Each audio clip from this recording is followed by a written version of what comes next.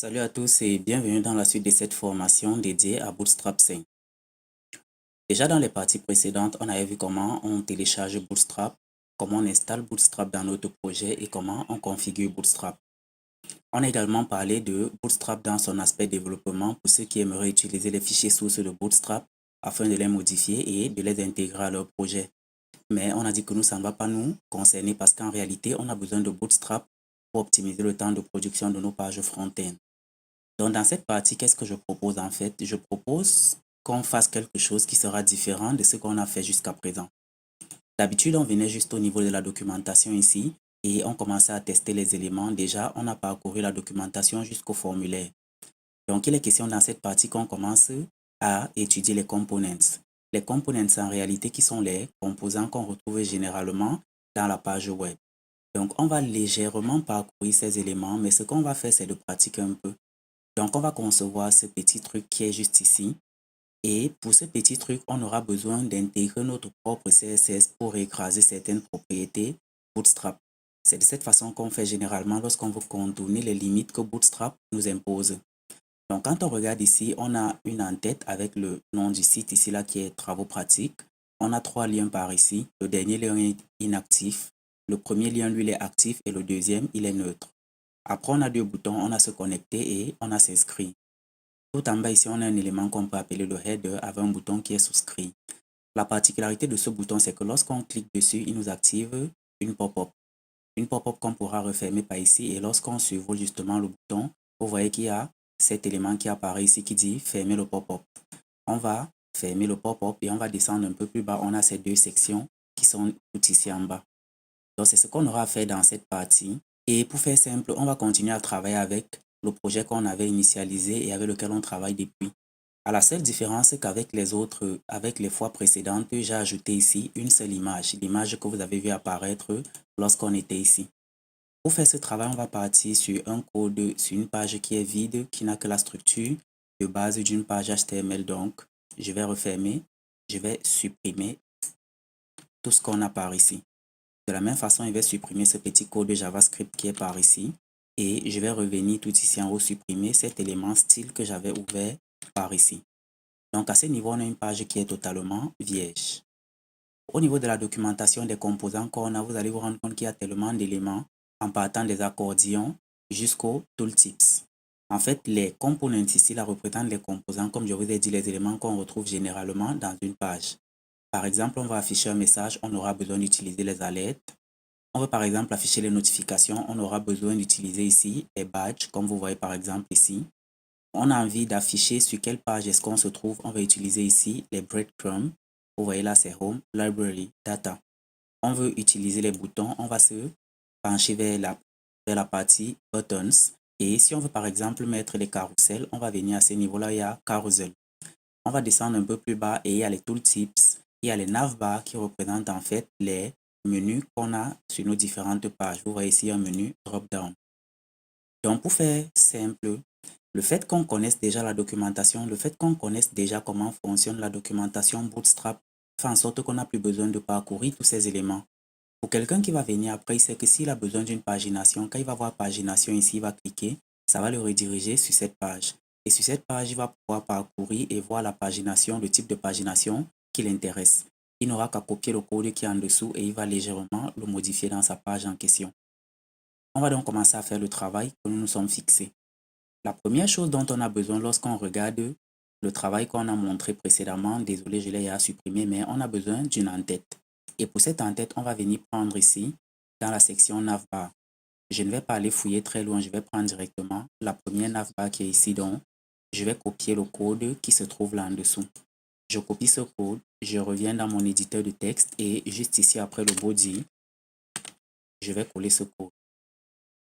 On va sauvegarder et on regarde ce qu'on a désormais dans le navigateur. Donc à ce niveau, vous voyez qu'on a déjà notre navbar qui apparaît. Le problème avec cette navbar, c'est qu'elle est collée sur tous les coins de gauche à droite. Donc on va revenir dans notre éditeur de texte et ici à ce niveau, on va plutôt changer le conteneur fluide. On va laisser le container simplement. Si on regarde de nouveau, vous allez vous rendre compte que les éléments se sont calibrés en fonction du container qu'on utilise. Lorsqu'on revient dans notre éditeur de texte, on se rend compte que les textes ici sont en anglais. Ici, on a navbar. Et nous, par exemple, on veut mettre TP Bootstrap, par exemple. Ensuite, au niveau de Home ici, on va dire que c'est l'accueil. On va descendre un peu plus tard ici. On va peut-être dire que c'est test. Vous pourrez mettre les liens que vous voulez. À ce niveau-là, il y a le drop-down. Je me suis dit, je ne vais pas travailler le drop-down. Celui qui veut peut lire la documentation et l'implémenter simplement.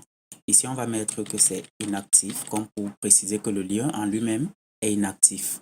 Et ici, à ce niveau-là, on a le formulaire de recherche. Je vais supprimer le formulaire de recherche. À la place, qu'est-ce que je vais faire? Je vais plutôt mettre deux autres liens qui seront vers la gauche. Et pour mettre ces deux liens, je vais mettre ici un UL. Ce UL va porter la classe navbarNav. Ensuite, ce même UL va porter la classe MS qui représente le margin left. Donc, on va mettre ce margin left à auto.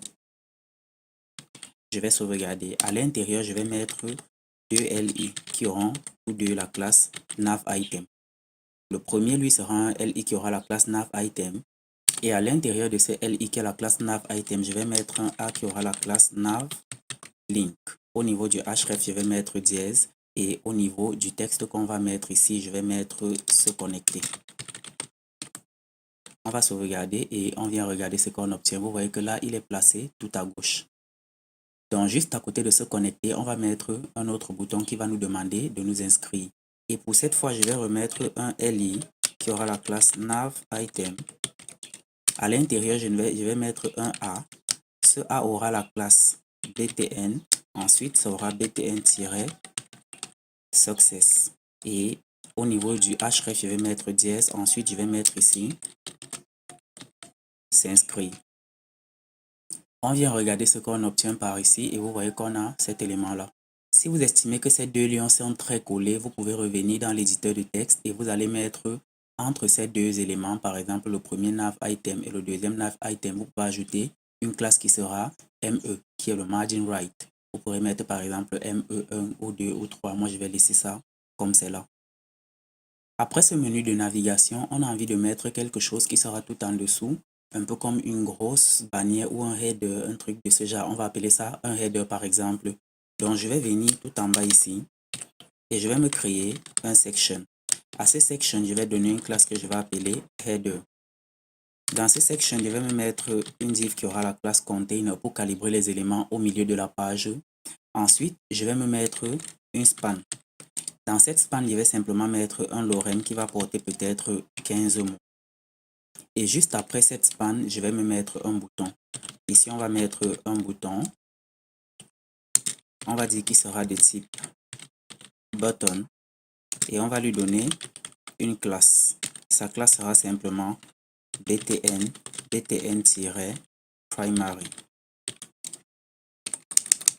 Et là, j'ai mis un mauvais tiret, donc on va mettre primary, on va corriger ça. Et ici, à l'intérieur du bouton, on va dire souscrire. Si on vient regarder ce que ça donne dans notre page, on aura quelque chose comme ceci, mais qui n'est pas réellement très beau. La première chose qu'on veut, c'est de faire en sorte que ce ne soit pas très collé là en haut et que les textes soient centrés. Donc, on revient dans notre éditeur de texte par ici. Et au niveau de là où on a mis notre header, on va demander à ce que les textes soient centrés. Donc, on va dire ici texte center. Et pour que les éléments ne soient pas très serrés, comme on a vu, on va ajouter un padding global de 5 pixels. Si je reviens regarder de nouveau, vous voyez que les éléments sont centrés et ils sont décalés. Maintenant, on veut donner une couleur qui est différente parce que ce qu'on a vu n'avait pas cette couleur-ci. Et là, la couleur qu'on va donner, je l'avais déjà testée à l'avance et c'est à ce niveau qu'intervient le travail qu'on va faire pour écraser certaines propriétés de Bootstrap ou alors pour ajouter notre propre CSS. On aurait simplement pu venir ici et dire par exemple que lorsqu'on crée cette section, on aimerait qu'il ait un BG qu'on va appeler peut-être dark, comme ceci, et qu'on veut par exemple qu'il ait un texte qui sera light, parce que quand on va mettre BG dark, ça va passer avec un fond sombre, donc du coup le texte ne se verra pas. On va rajouter le texte light pour que le texte puisse se voir et on aura un truc comme ceci. Mais là, c'est un élément de Bootstrap, ce n'est pas forcément une couleur qu'on veut. Nous, on veut une couleur qui est différente. Et comme on veut une couleur qui est différente, on va modifier cet élément. On va prendre ceci, on va le supprimer simplement. Et on va dire que le header qu'on a mis ici, on va gérer cette classe tout ici en haut. Donc, je vais ouvrir ici une balise de type style et dans cette balise, je vais cibler le header. Dans ce header qu'on vient de mettre tout à l'heure, je vais simplement demander qu'il prenne un background color qui sera du type RGB et la couleur que je vais mettre, désolé, je dois enlever le dièse s'il veut que ça marche. Donc, je vais mettre un RGB, ça sera 2, 1 et ça sera 61. Je vais sauvegarder et là, je vais ensuite ajouter que je veux que le texte ait une couleur, par exemple, blanche. Mais à ce niveau, on n'est pas obligé de mettre que le texte ait une couleur blanche. On peut simplement mettre le background color et après ajouter ici un texte light. Mais si on vient regarder ce qu'on obtient, vous voyez qu'on a une couleur qui est différente de celle que Bootstrap propose. Donc, c'est une couleur qu'on peut utiliser sans problème. De la même façon, Bootstrap offre une panoplie de couleurs. Si on inspecte l'élément ici, on va légèrement retirer ceci. Vous allez voir qu'au niveau du root ici, là, il y a un tas de couleurs que Bootstrap offre. Donc, si vous voyez une couleur ici qui vous plaît, vous pourrez également utiliser cette couleur. Par exemple, ici, il y a -BS. Le BS, c'est pour dire Bootstrap et il y a le nom de la couleur juste après. Vous pourrez simplement venir dans votre fichier ici et vous allez par exemple dire qu'au niveau du background color, vous pourrez utiliser une couleur var et cette couleur, ça sera du BS par exemple Indigo. Vous allez sauvegarder et quand on va venir regarder ici, vous voyez que ça a pris la couleur qui est ici au niveau de Indigo. Donc, si les couleurs de Bootstrap qui sont ici vous plaisent, vous pourrez utiliser cette couleur vu qu'on a chargé Bootstrap dans notre projet. Mais si ces couleurs ne vous plaisent pas, vous n'aurez pas à vous déranger. Vous pourrez simplement redéfinir vos propres couleurs comme je viens de faire par ici. Donc, après avoir géré cet élément, on va continuer et on va se concentrer sur la dernière section qui est celle qui porte les images en quelque sorte. Pour la section qui porte l'image, on va se créer ici là une section et à cette section, on va donner la classe MainPage. On va lui ajouter une deuxième classe qui sera le PY-5 pour qu'il ne soit pas très collé vers le haut. À l'intérieur de cette section, on va se mettre un container. Dans ce container, on va mettre une classe row. À cette classe row, on va simplement mettre deux colonnes. Donc, on aura ici col-lg-6. Je vais dupliquer cet élément et on va mettre ce qu'il faut à l'intérieur. Dans la première colonne, on va simplement mettre une image. L'image, on va la charger dans le dossier Assets. Ensuite, on va charger IMG et on va charger l'image qui s'y trouve. Je ne vais pas mettre de texte alternatif. Par contre, au niveau de la classe ici, je vais mettre la classe qui sera le ImageFloat. Et cette classe, on en avait déjà parlé précédemment. On regarde ce qu'on obtient dans le navigateur et voilà ce que ça nous donne ici. On va ensuite ajouter le texte qui se trouvait de l'autre côté et pour ajouter ce texte, on va se concentrer sur la deuxième colonne. Au niveau de la deuxième colonne, on a besoin de trois éléments en quelque sorte. Le premier élément, c'est le titre ici, donc on va mettre un H1 et à ce H1, on va mettre un lorem par exemple de 10. Après le H1, on a besoin d'un paragraphe, donc je vais mettre ici P et à l'intérieur, je vais mettre peut-être 2 lorem. Et après ce fameux P, on aura besoin d'un formulaire parce qu'on a vu qu'il y avait un champ de formulaire dans lequel on devait renseigner notre adresse email pour la newsletter. On peut dire que c'est par exemple ça. Donc, on va créer ici là un élément de type form. On va supprimer l'attribut action parce qu'on n'en aura pas besoin. Et ensuite, à l'intérieur, on va se mettre un champ de formulaire de type input group. Et pour faire simple, pour ne pas avoir besoin de trop chercher, on va simplement revenir ici au niveau de la documentation. Et au niveau des formulaires, on va prendre les input group. On ne va pas aller chercher bien loin, on va copier un exemple qui sera très basique. Donc, je vais prendre par exemple ce deuxième exemple-ci, je vais le copier. Je vais revenir dans mon fichier et je vais coller cet élément ici. On va commencer à modifier les éléments qui nous intéressent. Par exemple, ici au niveau du placeholder, on va au lieu de dire que c'est le recipient username, on va par exemple dire ici que c'est adresse email. Donc, de cette façon, on va dire qu'au niveau du type, ça sera plutôt email, mais ça ne sera pas texte. À ce niveau-là, on a mis le span ici. On va supprimer ce span et on va plutôt mettre un bouton. Le rôle du bouton, c'est simplement de s'inscrire. Donc, on va mettre ici s'inscrire. Cependant, on va ajouter un certain nombre de classes à ce bouton et la première classe qu'on va ajouter ici, là, c'est le input group text qui se trouve à ce niveau. Et la deuxième classe qu'on va lui ajouter, c'est le btn, btn- et on va peut-être dire primary. On va sauvegarder ça et on regarde ce qu'on obtient par ici. À ce niveau, vous voyez qu'on a notre formulaire qui est sorti et on a le bouton qui est placé tout ici. Maintenant, pour ces éléments qui sont ici, on va essayer de les séparer. Et là, je n'ai pas mis trop d'esthétique, donc je vais simplement les séparer de façon brute parce qu'on veut juste voir comment on peut faire des tests. Donc, je vais venir à ce niveau et au niveau du titre, par exemple, je vais lui rajouter une classe Bootstrap et je vais demander simplement que ça prenne un padding -5. Cette classe que je viens de mettre ici, je vais également la copier. Je vais l'ajouter au paragraphe et je vais l'ajouter au formulaire. Ça fait en sorte que lorsqu'on va venir regarder notre page, vous voyez que les éléments sont espacés. Maintenant, à ce niveau, on a cette image qui est tout ici en haut. Nous, on aimerait que l'image soit centrée, par exemple, au milieu de la page. Qu'est-ce qu'on peut faire dans un premier temps? On peut venir dans notre fichier ici et on va modifier le main page. On va le cibler en tant que main page. Et dans ce fameux main page, on va donner un display flex. Ensuite, on va donner un justify content à center. On va donner un align item à center. Et on va lui donner une hauteur de 100 VH. Donc, pour dire qu'il prenne la hauteur de l'espace, qui est disponible sur notre page.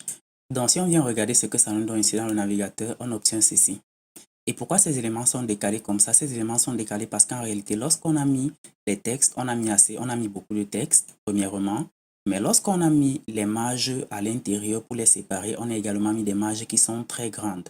Donc du coup, lorsque on va lui demander de prendre les 100% de la hauteur qui est disponible, les marges qui sont à l'intérieur vont faire en sorte que le contenu dépasse les 100% et ça va casser le code. Donc on a deux façons de résoudre ça. Soit on vient et on diminue les textes qu'on a à l'intérieur, soit alors on vient simplement et on réduit les marges. Moi, je vais opter pour la première solution qui est de diminuer les textes qu'on a à l'intérieur. Donc, je vais venir à ce niveau et je vais couper le deuxième lorem que j'ai mis à ce niveau-ci. De la même façon, au niveau du titre que j'ai ici, je vais le réduire à ce niveau-ci par exemple. Et si on vient regarder ce qu'on obtient désormais, vous voyez que c'est descendu et tous les éléments prennent 100% de la hauteur. Sauf que cette image, vous pouvez choisir de la laisser là ou alors vous pouvez la faire descendre de telle sorte qu'elle soit centrée à ce niveau. C'est vrai qu'il y aura les textes au-dessus, il y aura peut-être le formulaire en dessous, mais l'image sera centrée. Si vous voulez centrer cette image, vous allez vous intéresser à cette classe row qui est ici. Vu qu'à ce niveau, on a mis la classe row, ça veut dire que ça implémente déjà la propriété display flex. Donc du coup, on peut simplement ajouter ici un justify content à center et un align content également à center. On va sauvegarder et est-ce que ça change quelque chose? Pour le moment, ça ne change rien. Pourquoi? Parce qu'il faudrait qu'on lui donne également une hauteur de 100%. Donc on va lui dire H 100%. On sauvegarde et on regarde par ici. Et là, on se rend compte que rien n'a toujours changé. Sans doute, on a dû écrire une mauvaise propriété. Le align content, je crois que ça devrait plutôt être le align item qui sera à center. On va sauvegarder et on va regarder de nouveau. Et vous voyez que là, l'image est bien centrée ici au niveau de la page. Donc, en gros, vous voyez qu'en quelques temps seulement, on a réussi à faire cette page sans avoir besoin d'écrire beaucoup de CSS. Parce que si vous regardez, on aura écrit à peine 10 lignes de CSS, les espaces y compris. Donc, grâce à Bootstrap, on n'a pas eu besoin de prendre beaucoup de temps. On a fait ce petit design. On a également ajouté nos propres CSS. Et s'il faut continuer pour mettre ce que je vous avais dit ici, lorsqu'on clique, parce que vous ne voyez pas encore la pop-up, on va se charger de faire ça tout de suite. Pour définir ce bouton en tant qu'interrupteur pour pop-up, parce que là, quand on clique, on se rend compte qu'il ne se produit aucun effet. On va revenir dans notre éditeur de texte et il y a un certain nombre d'éléments qu'on doit ajouter à ce bouton pour lui indiquer qu'il doit réagir comme interrupteur pour une pop-up. La première chose, par exemple, c'est de lui mettre un data toggle qui va lui indiquer qu'il doit ouvrir une modale parce que la modale représente en fait les pop-up. Mais pour mieux comprendre de quoi il en ressort, on va revenir au niveau de Bootstrap ici dans la documentation et on va repartir dans les components. Au niveau des components, on va se rendre ici dans modal. Et dans Modal, vous allez vous rendre compte qu'on a plusieurs types de pop-up. Voici la première ici qui apparaît. Et ensuite, quand on descend ici, on clique, vous voyez qu'il y a une pop-up qui apparaît ici. Donc, on va pas aller bien loin et on va directement prendre ce premier. On va simplement venir à ce niveau et on va copier le code qui est ici. On va copier tout ce code, on va venir le coller dans notre document ici, tout en bas dans notre section. Comme j'étais en train de vous expliquer, la première chose qu'il faut pour que le bouton réagisse lorsqu'on clique dessus, il faudrait que ce bouton soit indiqué comme interrupteur de pop-up. Et pour ça, on lui donne un database toggle à modal. Donc, on va copier ce petit bout de code qui est ici et on va l'ajouter ici à notre bouton qui est plus haut.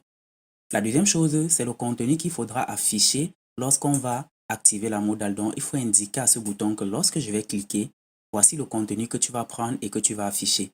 Et pour faire ça, on va lui dire que on va afficher le contenu qui porte l'ID example modal. Et pour cibler le example modal, on va utiliser le database target. Target ici là qui signifie cible. Donc, on va dire database target, tu vas prendre celui qui porte l'ID. Le dièse qui est là signifie que ça sera un ID que ça va récupérer. Donc, tu vas prendre celui qui porte l'ID et ça sera example modal qui se trouve tout ici en bas. Donc, on va également copier le code de la cible qu'on a envie de lancer.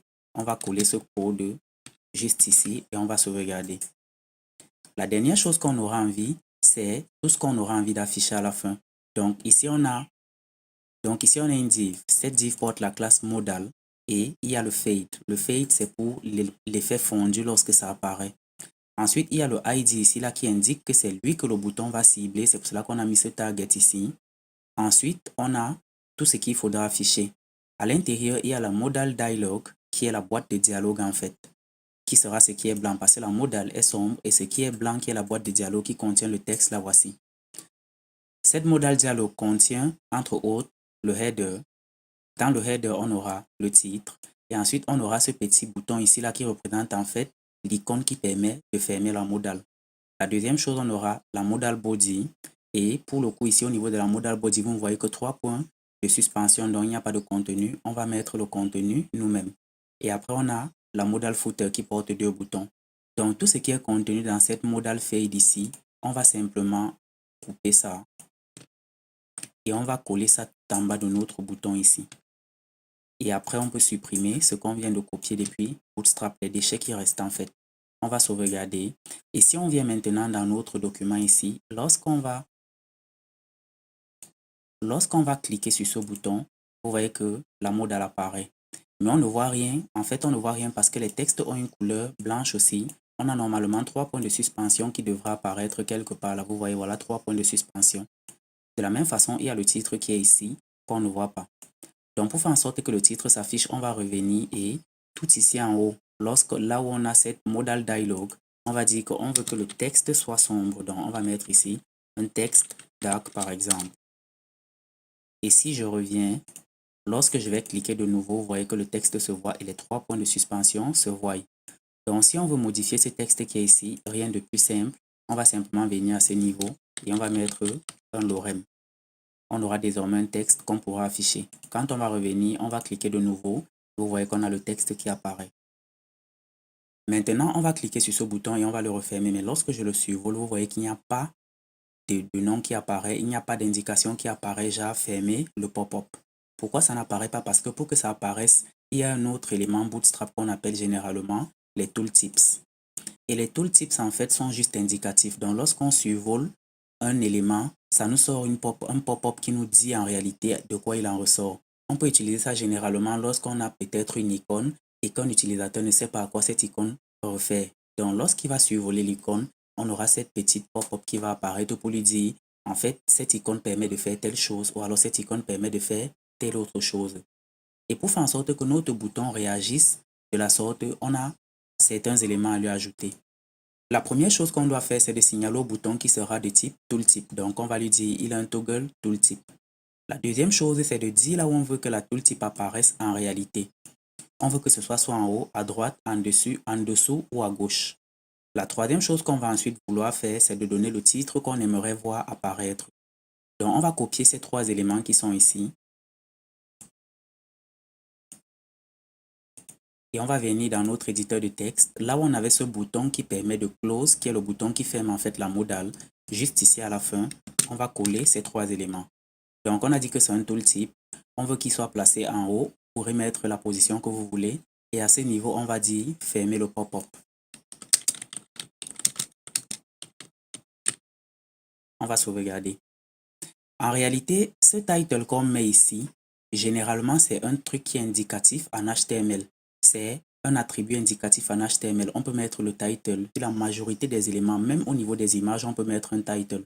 Donc, si on revient à ce niveau et qu'on survole, lorsqu'on va refaire le test, si je clique, lorsque je survole, vous voyez fermer le pop-up, mais ça n'apparaît pas comme ce qu'on a ici au niveau de Bootstrap.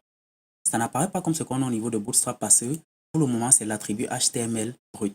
Donc, ça ne réagit pas encore. Et ici, au niveau de Bootstrap, ils nous disent que lorsqu'on veut faire fonctionner les tooltips, on a besoin de l'activer avec ce petit bout de code de JavaScript. Donc, on va copier simplement ce petit bout de code. On va revenir dans notre éditeur de texte. On va se placer tout en bas ici. Et rassurez-vous que vous avez mis ce petit bout de code après avoir chargé le fichier Bootstrap JS en lui-même. Donc, tout en dessous, on va se mettre ici un script. Et dans ce script, on va simplement coller le bout de code qu'on vient de copier. Ce bout de code va activer la tooltips. Et si on revient désormais, lorsqu'on va venir tester, on clique. Et si je survole, vous voyez que ça apparaît tout en haut. Si je pars au niveau de mon code HTML ici et que je décide qu'en fait, je ne veux pas que ça apparaisse en haut, mais que je veux plutôt que ça apparaisse à droite, vous allez voir que ça va apparaître à droite. On était déjà à quel niveau ici? Donc si je dis que c'est right, je vais sauvegarder et lorsque je vais venir de nouveau, je vais tester et là, ça apparaît à droite. Donc en fait, là, on vient de finir de réaliser le petit design que vous avez vu initialement et vous avez vu que on n'aura pas eu besoin de prendre beaucoup de temps. En fait, ça nous a pris le temps parce qu'il fallait expliquer certaines fonctionnalités qu'on utilisait. Et au niveau de components ici, c'est là où vous allez retrouver la majorité d'éléments que vous aurez besoin. Donc en fait, ce sont les éléments qui représentent les fonctionnalités front-end qu'on peut retrouver sur une page web. Par exemple, les accordions permettent d'afficher beaucoup de texte, mais d'occuper juste un petit espace. Parce qu'en réalité, lorsqu'on clique, vous voyez qu'on a trois éléments qui prennent juste un petit espace. Et ce n'est que si la personne est intéressée par un titre qui peut directement cliquer et lire ce qui se trouve en dessous. Vous allez donc parcourir la documentation comme ça et vous allez savoir comment utiliser tous les éléments qui s'y trouvent. Dans la prochaine partie, on va directement faire le projet qu'on avait présenté au départ de cette formation parce que on est quasiment arrivé à la fin de Bootstrap. Déjà, vous connaissez comment utiliser Bootstrap. Dire qu'on va parcourir tout ce qu'on voit ici à côté ne sert pas vraiment à grand chose. Une fois que vous maîtrisez la base, vous savez comment vous pouvez vous balader dans la documentation. Donc, on va s'arrêter là pour cette partie. Et si cette formation vous plaît, si elle vous est utile, surtout pour les nouveaux, n'hésitez pas. Laissez-moi des pouces bleus, laissez-moi des likes pour me montrer que mon travail n'est pas en vain. Je vous retrouve très bientôt dans la prochaine partie dans laquelle j'espère qu'on fera en une seule fois le projet que j'avais présenté au début de la formation.